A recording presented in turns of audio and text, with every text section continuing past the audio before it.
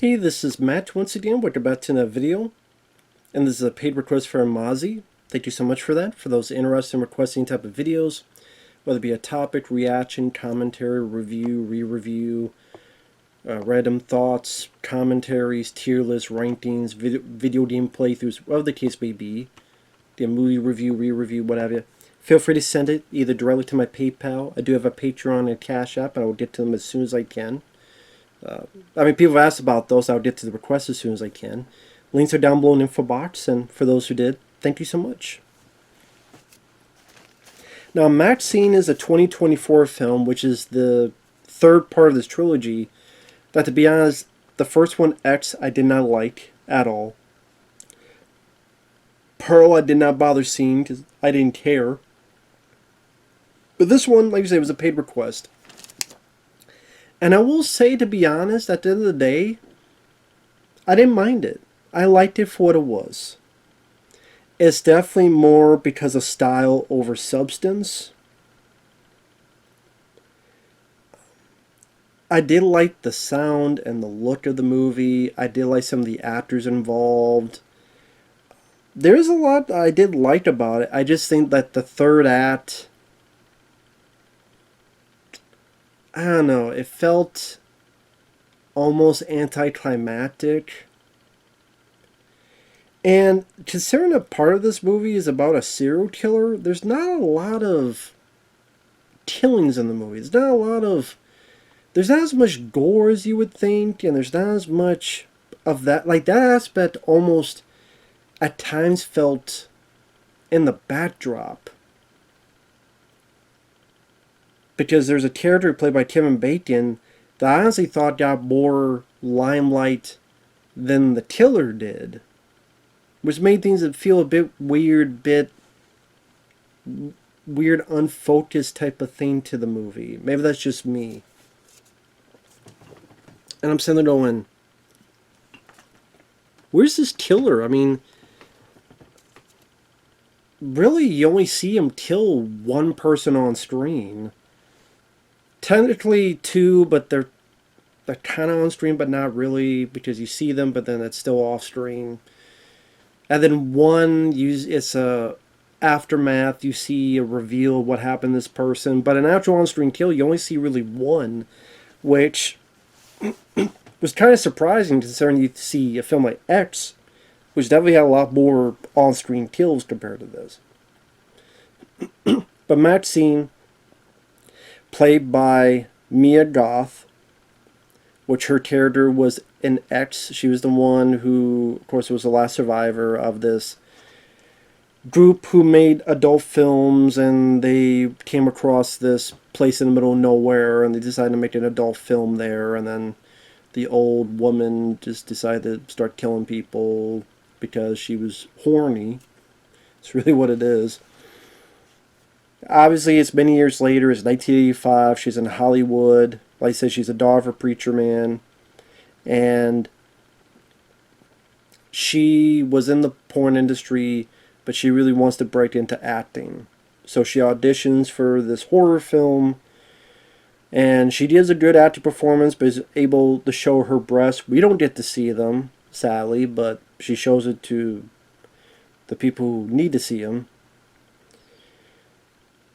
And I thought Mia Goth did a good job. She definitely was a character with attitude. She was sure of herself. She had a bit of a strength to her. Take no guff from anybody. I thought the style of the film, the way the director, Ty West, he made 1985 look, where you see the way Hollywood was back then, with the way the stores looked and the TVs they were playing, news of the murderer, the Night Stalker, because it was around that time. Movie theater marquees with St. Elmo's fire on it. I thought he did a nice job making it look like 1985. And however he filmed it, with the color, I did like the look, the cinematography of the film. And the music, I mean, a lot of good music used that, honestly, there's songs I haven't heard in a while. Whether it be ZZ Top, Give Me All Your Lovin', But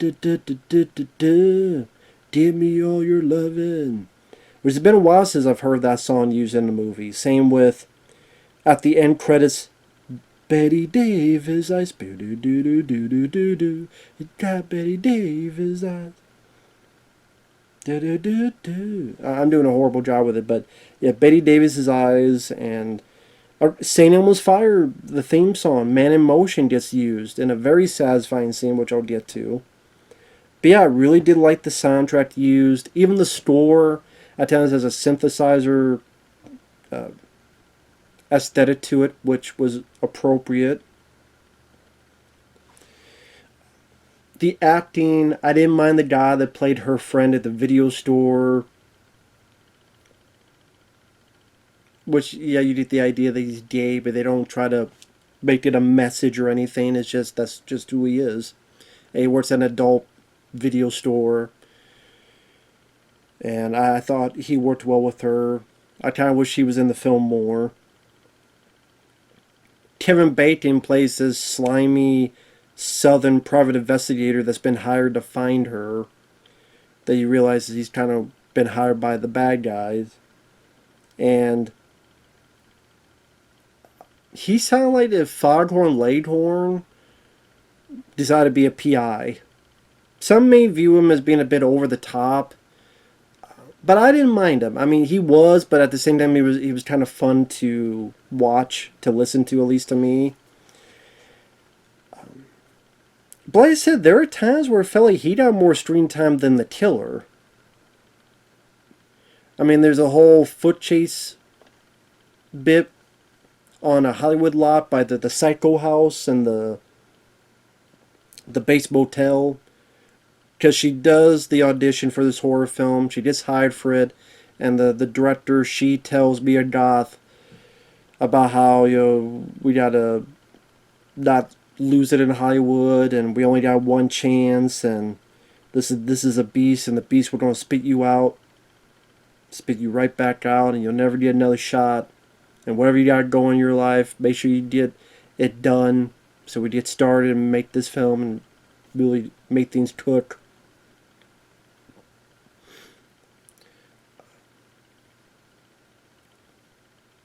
There is a leather-clad psycho. Like I said, there's a lot of times you kind of lose track of that killer and he kind of fades in the background, which I thought was a bit of a mistake. It didn't seem like he was a constant threat. At least to me.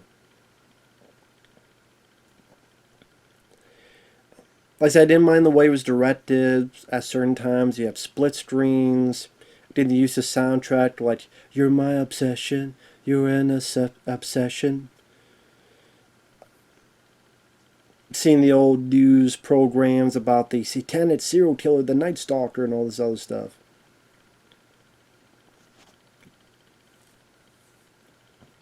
There's certain scenes that you kind of wonder why they're in there, but I'm assuming, well, I did make assumptions. Like, for example, getting more into spoilers, starting out spoilers, there's a bit where I guess maybe you're supposed to assume this is going to be the killer going after be a Goth, but it's just like a mugger. And then she pulls a gun on him and makes him take off his clothes and get on the ground and threatens him. And then, like, stomps on his balls. And, like, you see his balls get crushed. And I'm like, I will admit, that made me cringe. I will admit, it made me do that. I went, Jesus Christ. That's just me, though. Maybe go, oh, shit. But, that was definitely a thing. Now, granted, did you need that in the film? No, but, I mean, it still gave a little bit of a credence to how badass this chick was, so I don't mind that being in it. And, like, it wants to be a bit about her being a part of Hollywood, and, like, she gets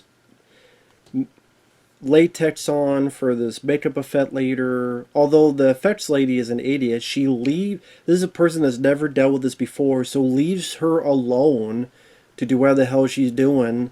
And she's kind of sitting there while freaking out, and memories of X pops in her head.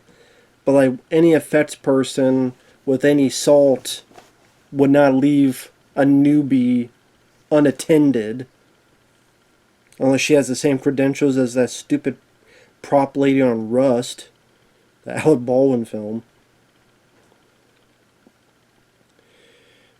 Other recognizable people, Bobby Cannavale, which I've seen quite a few films, and Michelle Monaghan, who I remember in films like Eagle Eye. They play two police officers.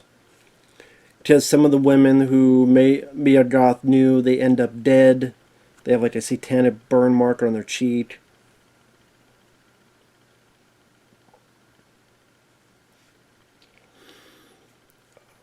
There's a couple of scenes with her agent, her manager, which I forget the actor's name, but I didn't mind him. I thought he was a good actor. One day she gets this videotape at her door, and she watches a bit of it, and it's police footage from that was recorded from the first film X. So someone knows about her identity, and pretty much Kevin Bacon says you're supposed to be at this address at this time, otherwise that tape's going on the news and your days in Hollywood are gone. Although I'm sitting there going, well, if it's a story where she defended herself from some psychos, I don't know. If she doesn't get arrested, I guess she probably did a movie deal based on that alone. But anyway, she tells her agent, her manager, he's like, we'll take care of it. She concentrates on the movie. Meets the director. I did like this bit. Probably my favorite bit is there's a scene where she sees Kevin Bacon following her, and Man in Motion is playing on the radio. She gets out and she gets a bunch of teas and puts her in her hand like this. Well, it's not teas, but imagine these are teas, but she puts it like this. Like the teas are like this, and like one's like this. And she just beats the hell out of him while, Man in Motion, St. Elmo's fire. Beats the hell out of Kevin Bacon, bloodies him up, and pretty much tells him to stay the hell away from me. I thought that was cool. I thought that was pretty badass. Again, I would say that's my favorite scene in the movie.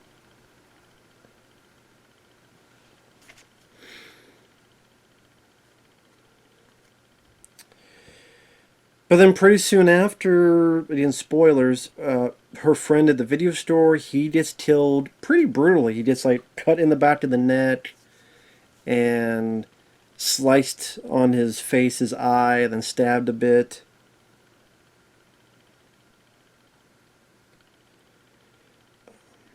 The cops talk to Mia Goth. There's a point where she just gets chased by Kevin Bacon. Talks with her agent. They come up with a plan. They see Kevin Bacon at a club. She is able to be bait to get him outside while Welcome to the Pleasure Dome is playing. Another good song on the soundtrack. And her agent and another guy beat the hell out of Kevin Bacon, put him in a car, and crush him to death. I did like the little extra beat where when it crushes, you see the blood pool under the car. Then this ending just kind of went, well, we gotta end this, so just throw it out there. All of a sudden, Mia Goth gets the idea of, wait a minute, I heard these women say there were parties in Hollywood. And yeah, I guess that's the address that she was given, so I guess not too out of the blue. Why she didn't think of this sooner, I don't know, but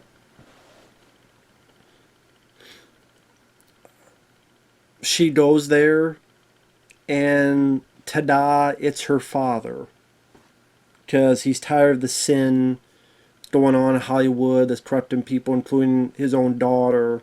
and he's going to make films, and he's got like a cult of people with him, where they knock her out, they tie her up, they're about ready to kill her, and then those two cops followed, and they shoot some of the cultists until there's not many left. The two cops go up, and they're so stupid and so dumb. Now they're like the Marx Brothers. They're like the Keystone Cops, more like it. They get killed for their stupidity, but they stop the preacher, and then Mia Goth goes up, shoots him in the head, and then has a final moments with the director where they're going to finish their film, and then the movie ends. And I went, that's it? That's it? That's all the finale is? Like, it made it feel like the marketing makes it feel as if this will be much more of a slasher film or much more of a giallo film. But it's really not. There is no murder mystery. There's no... I don't think there was really any red herrings that you go, maybe it's him, maybe it's him. The reveal kind of made you go, okay. Yeah, kind of that reaction. For how much they build up how Mia Goth's character is badass, crushing the guy's balls and beating the hell out of Kevin Bacon, she doesn't really do anything in the third act. She gets tied up, and these two cops have to save her. And the cops weren't really that well developed because they only appeared in like 3 scenes. They find the bodies at one point. They ask Mia Goth, let's talk to you. She says, no, I don't trust cops. And then when they interrogate her about what's going on, and Michelle Monaghan is, I don't want another person to die. That's really all they're in for. So they're not really that well developed. So the point that just comes down to them shooting these cult members, and I'm like, okay, it's hard for me to really care one way or another when your lead girl is just tied up. And okay, she does one bit where she goes into the water and sticks something up a guy's nose to impale his brain. Okay, but she doesn't really get to do a whole lot. She doesn't even really have like a cat and mouse chase with her father, and to really go all out in the style and the suspense, and not really. It's just she goes up, the cops are dead, one of them's been stabbed in the neck and falls down, which I don't know if that was meant to be. I'm thinking that was meant to get a laugh. But it's like, I like Michelle Monaghan as an actress, so I didn't, it's too bad that she dies. And then sees her dad, the villain, lying there bleeding, and just blows his brains out. Good effect. But yeah, just the killer felt very much in the backdrop. There were times in the film you almost would forget there was a killer in the movie. There's not a whole lot of giallo slashing that you would think you'd be getting in this kind of film, considering how some of it was marketed as. Like I said, it felt like Kevin Bacon was going to be more... It felt as if at one point the movie's like, no, Kevin Bacon's the villain. It's like, no, we got this giallo, glove slasher. Of course, I know that's not the case because they bring up the whole preacher thing in the first movie, X, that she's the daughter of a preacher. But it didn't feel like it didn't have as much meat to the bones as you would imagine. So I think the style was there, but I don't think there's a lot of substance to really chew on. At least to me. It felt like there was not a whole lot for it to chew on and really get much out of merit, if that makes sense. But did I like it? Sure. I liked it for the way he used the time period, for Mia Goth's performance, for the way it looked, for the way the style and the use of the soundtrack, and it's not some dumb downbeat ending out of the blue. There's no sequel bait ending.